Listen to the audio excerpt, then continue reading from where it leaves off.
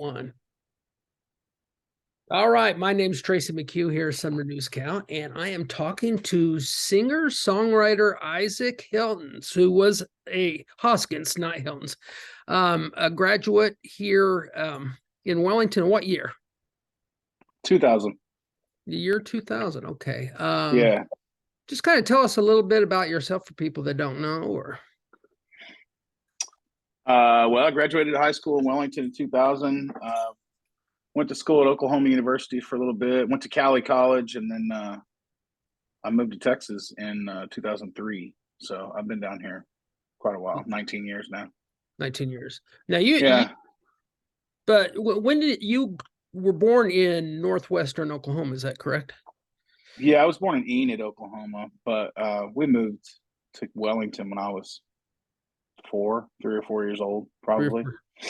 Yeah, so I lived there so until you I was, much older. Well, Wellington was throughout your whole childhood. Yeah, for the most part, yeah. I mean, we obviously went back to Oklahoma for holidays and stuff like that, but yeah, we lived in Wellington from the time I was probably 4 till I was 20. Yeah, something like that. And I went to OU, and then I came back to Kansas, but my mother had moved to Wichita by then, so I lived there in the summertime for one summer, and then moved down to Texas. Okay. Yeah. What was life like in Wellington as far as what you did? I mean, did you get the musician bug while you were in Wellington, or? Oh yeah, for sure. I mean, I loved music my whole life. I just didn't ever see it as being like a viable means of making a living until much later. But yeah, I loved music, and I sang in David Milhawn's choir, and I had a great time. I learned, started learning to play guitar and do all that kind of stuff in Wellington as a teenager. But I didn't really get serious about it until I left and went to college, and then quit school after that to come to Texas and do this. Yeah, I heard someplace where it said that you've got your first guitar and you were like playing. You played it off and on, but you really didn't get serious until after you graduated. Yeah, no, I was playing sports and doing all that kind of stuff while I was in school and while I lived in Kansas. But once I had moved to Oklahoma, I went to school at OU, and then shortly thereafter moved to Texas. I started playing a lot, and that's what I did. That's kind of why I moved away, is to try to start making a go at that. So, when did you discover that music was going to be so significant to your life? I would say late 2002, early 2003 for sure. I like I said before, I wasn't really sure that was even. I thought you had to be George Strait or something in order to do this stuff for a living. And then I came to Texas a few times and saw some shows and been around some people, and I realized that it was really possible to like not be a mega superstar and still pay your bills, doing that. So that's what I did. That's what I set out to do anyway. And it took a while to get it going, but I'm going on 4 years now. So 4 years. Yeah. You did have an album like back in 2009 called I'm Half Empty. Yeah. And do you feel like you've had two stages of your career? Where you Oh yeah, for half sure. Empty, you had like 2009, and then you just released your second one just in November. Well, I released one during the pandemic. But it was during the pandemic. I couldn't tour on it. I didn't even print records, So, but yeah, definitely, there's been a couple stages of this. I mean, that first record, I'm proud of some of it not so much. I've got a dog here. Let me let her out. Hold on. Okay.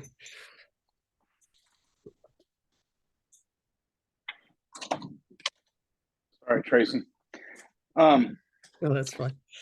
Yeah, definitely 2 or 3 stages. It's just that's life, it's just how it goes. But the first record, I was definitely learning a lot about how to write and perform and do all those things. So though there's a lot of parts of it that I'm really proud of, it's obvious that it was early. I'm sure that you could listen to it and go, "Oh, this guy was this Right. was a 25-year-old Isaac or 22-year-old Isaac." So yeah. And then the other one I did, but we recorded it over a period of like 5 years. So in order to, I don't know, I'd like to go back and redo some of that stuff because it just wasn't cohesive. To me anyway, it sounds like we recorded it over 5 years. So I like to pick the good spots out of that and go back and redo it, but got to keep moving forward. So maybe sometime we'll do that. Yeah, I mean, maybe some of the songs are still probably pretty good that you can probably do better the second time around. Oh yeah. No, I'm real proud of some of those songs still to this day. I mean, a lot of them are some of my best, but just the way we recorded a lot of different ones. There was a batch here, a batch there, and then we put it all together, and it didn't sound right to me. So we may do that again at some point in the future. But yeah, definitely two stages. I mean, I came here guns a blazing, and then somewhere along the way got sidetracked, and then just within the last 5 years or so, decided to start really going at it again.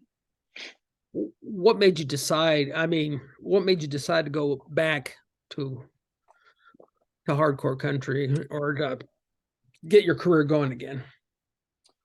Well, I mean, I kind of wanted to, but I wasn't really sure how to go about doing it, because I was working in the business, but I was working in like a booking agent / bar manager kind of role. And I was just seeing all these bands that I didn't think were half as good as what I could do that were doing it day in and day out. And I was the one booking their shows. So I decided to do it. I saved up some money and quit my job. And 3-4 months later, COVID happened. So, but it also proved to me that I could do it. But the pandemic wasn't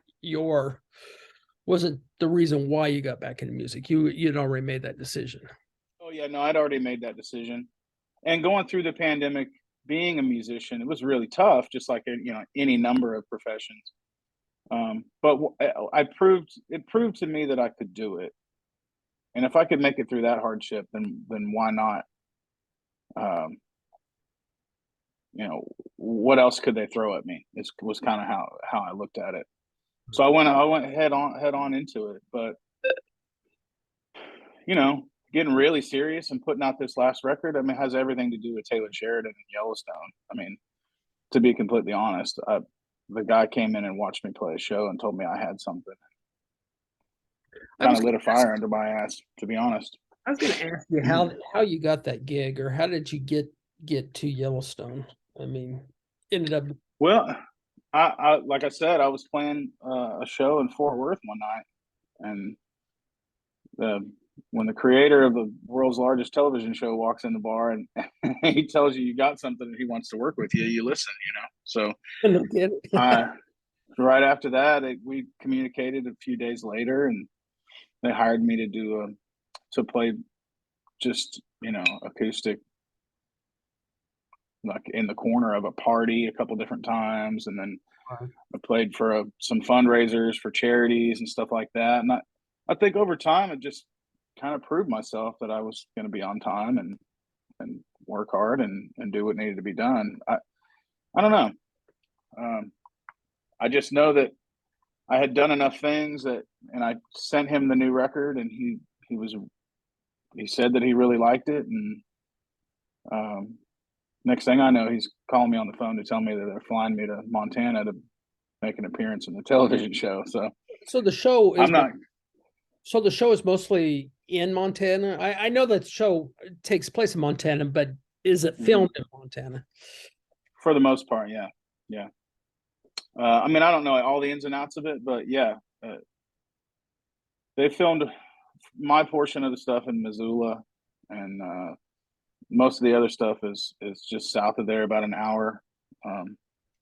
can't think of the name of it right now, but yeah, it's all there right along the border of Montana and Idaho, um, and the southern border too. So, but there've been some things here and there that have been filmed in Texas. I mean, obviously the stuff that's set at the Four Sixes Ranch is filmed here, but then this season there'll be some stuff that they had to film here because the weather what didn't cooperate with them, or their Yeah. time schedule didn't go quite like they thought, so they had to come back down here and film stuff that didn't have snow all over it.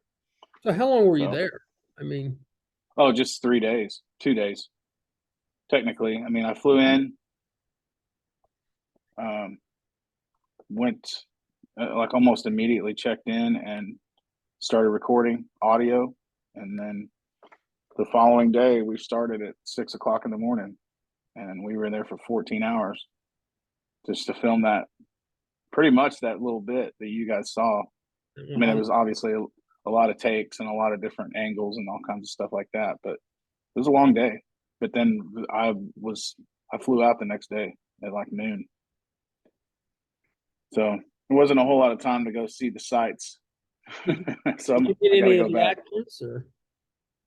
Oh yeah, yeah, yeah. We all had lunch together. We had and I'd done enough events and private parties and stuff like that that I had met several of those people before, you know. Um, but yeah, most everybody that was involved in all that scene, I got to meet. And I didn't meet Kevin Costner or anybody like that. If that's, I mean, but, All right. you know, That was my next question. John Dutton's not going out to the bar, I'm So going out to the bar.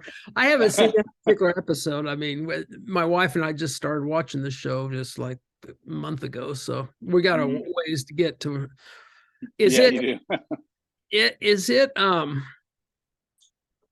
Is this the only episode you'll be in, or will you have they had any callbacks or? No, I mean, as far as right now, yes, that's the only thing that I'll be appearing in. But Tracy, yeah, I didn't think any of this would happen, So I'm not going to say no, never. I mean, I have no idea, you know. Well, you've been on kind of a roll. You started, I mean, you've got this Yellowstone roll, and then you released your new album, Bender. Mhm. Has things really opened up for you? Oh yeah, oh more than I ever could have expected. I mean, it, there've been some opportunities that have come to light just within the last few days that may be really good. I mean, there's no way to tell where it's going to go, but things have been good, man. There's a couple labels and hopefully a couple booking agencies that are going to be interested, and we'll see where it goes from there. Mainly, it's just been it introduced a lot of people to what I do that would have never heard of me otherwise, So I think it's definitely helped. I think your music. What would you describe the genre of your country music? There's several genres now with country music, but you seem to have more of a 1970s country feel to your music. Would that be a correct assessment? Oh yeah, for sure. I mean, that's definitely what we were going for when we made Bender. I had just, that was just kind of what was going through my head the whole time during the pandemic while we were home. And I had written enough tear your heart out folk songs up to that point. I thought, I'd like to try to do something a little more fun, even if it is sad, Sad but fun. At least you can cloak that country music and steel guitars and songs about drinking, and it doesn't sound quite so tragic. So give it that's what I was going for. 2020 feel. Yeah, exactly. Where your wife isn't necessarily leaving you all the time. No. We're very happy. Things are good. But yeah, I mean, I would always refer to that kind of thing as classic country. Some people say outlaw, some people say. I just think it's classic country music. Country western, whatever you want to call it. There's not a whole lot of like cowboy stuff or anything like that going on. So I try to keep the western, for those guys. But I just try to do what comes natural, and I listened to a whole hell of a lot of Merle Haggard, I guess, back in the day. So Yeah. that's kind of what I go for. Would you call him your inspiration, or who were your inspirations while you were growing up and learning to be a Oh, I got so many. I've been through so many phases as a musician, and even as a musical, like just a fan of music. Um, there's so many, but yeah, Merle Haggard's definitely up there for sure. I mean, as far as being a performer and songwriter, he's probably the greatest in my opinion, as far as country music goes. But I'm a huge fan of James McMurtry, and Steve Earle is a massive influence for me. Guy Clark was the real linchpin that probably got me to move here, because I just wanted to be part of that storyteller, Texas songwriter sort of legend. Was larger than life for me as a 20-something-year-old guy. So, yeah, there's a lot of different ones, but those guys are the main ones for sure. Now, I heard this in a different interview, but you said that you can describe your music as highbrow honky tonk. Can you explain that to the people watching? Sure, yeah.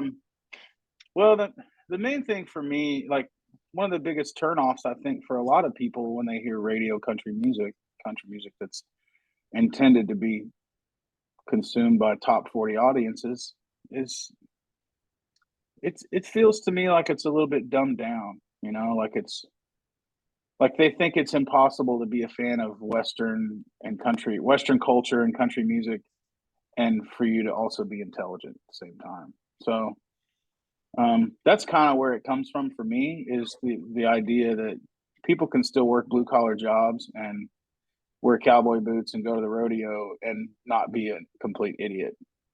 So Oh, absolutely. So, yeah, I mean, that's really it. And because I hate the notion that that the music that's intended to be consumed by the people that I come from be uh, inherently foolish, right. or the vocabulary, like lesser than, just all the ideas that this needs to be dumbed down for these people in order to for them to appeal to it, or for it to appeal to them, or for them to be able to identify with it. I think that's ridiculous. So I wanted to write country songs that sounded like I maybe had read a book before, you know. And I think that's why I like Guy Clark and Steve Earle so much, and James McMurtry. So those guys wrote songs for common folks that didn't sound like, it wasn't intended to be ridiculous or stupid, or any of the adjectives that you could you know put in that place. But I think you get what I'm saying.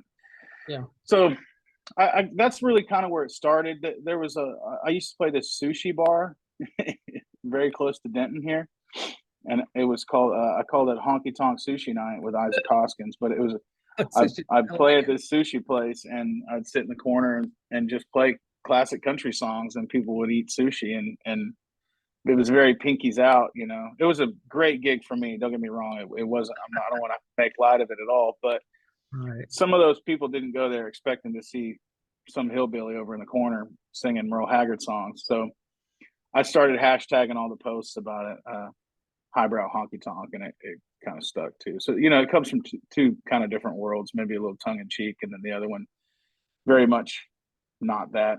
Very much the idea that you can be intelligent and be a fan of country music at the same time. Well, leading from that, I remember when Little Texas was at the Wheat Festival, and they were making a point that they thought country music was having, or the executives of the country music place where they were making records, every record seemed to be the same thing about living the country life and stuff like that. Do you feel like country music needs to be a little bit more diversified, and do you feel like your music could probably address that? Well, I think I guess in order to really get to the bottom of that, we should probably really define diversified. I think that country music in general, Americana and top 40 country music, has been, it's more diverse than it's ever been. But as far as subject matter goes, and what's intended to be played on the radio station that you hear out of Wichita, Kansas. Yeah. I'm not a fan. I mean, there's a reason I moved here. And it was because I didn't feel like I would fit into that, but Yeah. I think that obviously the way that the internet works now, so many people can get a hold of what they want to hear, so taking what they're spoon fed by Clear Channel or whomever is not necessarily the game anymore. I don't know when Little Tex was there. I hate to fall back on that Nashville trash argument. It's a little bit old hat. I think you just need to figure out how to make your kind of music, and hopefully people will be into it. But those guys, they also come from an era where people sold CDs, and a lot of them. Right. And so I could make the same argument about Spotify and streaming, and Right. This morning I checked my Spotify numbers. There's over 50,000 people that have streamed Bender since it started. I don't have a single dollar from that, but now there's 50,000 people in other cities that have heard of me. I can now go to Denver and probably play to a couple hundred people. And as long as I can figure out how to take advantage of that, then I think I'll be better off than just complaining about record executives and record companies. But once again, I mean, highbrow honky tonk. I hate the idea that all the songs have to be written for idiots that are just want to hear songs about tailgates. I kind of like I'm over that it. phrase. So, is that your phrase, or is that an actual genre? Highbrow honky tonk. Yeah, I made that up. So you made that up. all you want. I like it. I think I think that can catch on. So, your album Half Empty. What would you say is probably, what is the album saying? What is the album you want people to take from it? Are you talking about Half Empty or Bender? Bender, I'm sorry. Where did I get? No, that's okay. Well, that was the first record. That was the one we talked about earlier. Was called Half Empty. Yeah. I don't know that there's a mission statement. The very last track on that record is pretty much the only one that kind of is a call to action for people just to be a little more compassionate, right, and take people's circumstance into account before they make judgments. Right. But other than that, I just wanted to make a fun record that people would want to hear and they could bob their head to, but if they actually listened to the lyrics, it meant something to them. I mean, there was a lot of growing up that went on in that record. I got sober, right before that record was made. And that was the first time that how long have you been sober? Just. Well, I like to say now I'm practicing moderation, but I definitely had to, I did a whole year, right, where I didn't drink or smoke or anything, and that was, I learned a lot about myself. I learned a lot about my coping strategies and the healthy and unhealthy ways that I dealt with life. And so I'm sure that there's a lot of stuff in that record that comes from that, but I don't know how much of that I'll even be able to recognize until maybe a few months from now. I don't know if you listen to the record or not, but there's some of those songs in there are about getting sober. Some of them are about death and dying and dealing with loss. And so I guess that the main thing that I want people to take from the record is to know that it's okay to be alive and be themselves, and to experience emotion and experience joy and sadness all in the same pair of pants if they want to, Right. So, where do you think you'll be in about 5 or 10 years? At this point, I mean, I hope that I'm driving around the country and playing songs, getting paid to do it. That's my dream. That's what I want to do. And I've done it a little bit, but for the most part, I've been a local Texas guy. So if I can get out and make a living just by playing music and my own music and not someone else's music in the corner of a sushi restaurant while everybody's wondering why the hell I'm there. That's the goal, you know. So if I can be doing that in 5 or 10 years, then I would call that a success for sure. You know, so that's where I hope I'm at. Who knows? Do You you do never you know. do you prefer to sing or songwrite? uh, it's a hard question. I love writing, um, but I've also started loving the performing a little bit more lately too. I think that I've unlocked maybe a little bit of another level of something I didn't realize I had um, within the last year. So I don't know. It's hard to say. I mean, as long as people are into it, I guess I'm going to say the performing part. But I always loved songwriting. It's just, you know, it's something that's always been fun for me to do. Once I got away from being worried about whether people were going to like it or not. Yeah, what inspires you? I know with me writing, it just comes to my head. I just Inspiration's tough. I mean, I haven't been so good about it within the last few weeks, but I just go right. And some days there is no inspiration. yeah, But right. I mean, if you wait on that, I think you're going to be waiting a long time. You're going to take 5 years to put out a record like I did the last one. Just life. I see people. It's really the only thing that I have to offer. I think that's any different than anyone else's Right. is the ability to see how other people are dealing with life and the ability to be vulnerable to that, because not a lot of people are okay with being vulnerable. And I figure if I can get up on stage and spill my guts with a guitar and nothing else, I'm probably okay with being vulnerable by now. So Yeah. I I, I don't know. It's just I don't feel right unless I'm creating and performing. So I hear something at the grocery store. I'll hear something in a conversation with a friend or my wife or Yeah.